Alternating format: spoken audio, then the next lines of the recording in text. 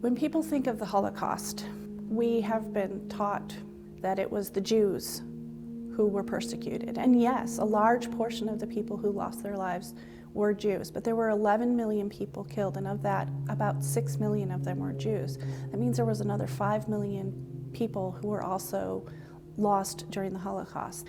If we don't remember what happened to the Jews during the Holocaust, we don't remember what happened to those groups as well.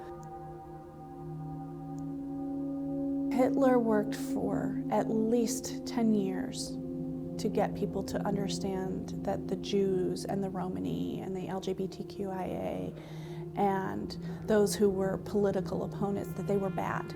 He wanted a master race. He wanted blonde hair, blue-eyed, 6-foot-tall men, and they didn't fall into that. So he chose to originally just imprison them and take away their rights to have children, to create culture, to create a future for themselves.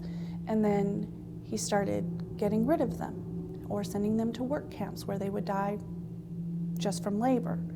Eventually, the only way to handle the numbers of people which he found wrong or had to be imprisoned was to start the death camps. And near the end of World War II, the death camps were sometimes the first stop instead of one in a long line. Sometimes people were shipped directly to the death camps. It wasn't an overnight edict that brought about the death of 11 million people. It was a long systemic work to point out the differences, to find those people who were different, and to move them or get rid of them or take them out of history. So the Holocaust has specific horror stories for each camp, for each person. One such story is the children who put on a play for their Nazi oppressors, and within 24 hours of them having completed that play, they were either dead or suffering in a camp. We were lucky enough to receive a copy of a photograph that was taken the night of the play, so there is remembrance of them. Different cultures, in particular in this case the Jewish culture, would take the articles of their faith and hide them in pieces of artwork so that they could pretend that they weren't part of the Jewish faith.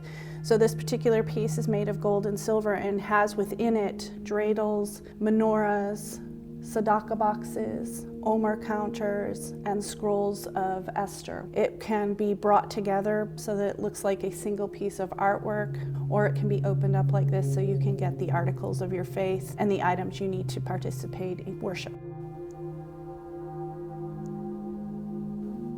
There's a phrase that when good people stop caring, that's when bad things happen. And that's really how so much of what horrors of Holocaust came to be. People stopped looking at it and being horrified. They started being accepting of it or understanding of it.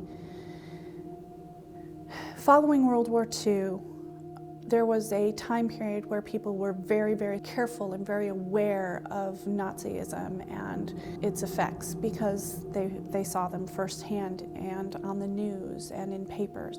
And as time has gone by, unfortunately, that memory is being lost with each new generation. So our education centers on the stories of the Jewish survivors because that's what I have available.